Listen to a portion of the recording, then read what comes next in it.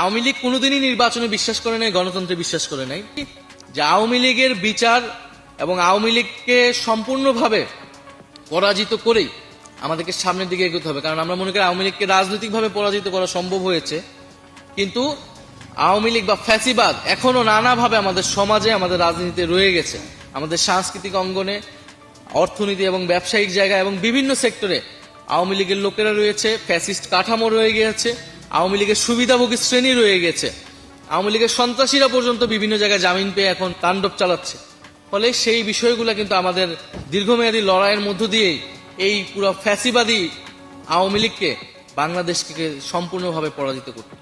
আওয়ামী লীগের 14 দল আগে যেটা কাজ করেছে, আওয়ামী লীগের যত ফ্যাসিবাদী কার্যক্রম সেগুলোকে বৈধতা দিয়েছে, এখনো তাই দিচ্ছে এবং আওয়ামী লীগকে পুনর্বাসনের পরিকল্পনা করতেছে।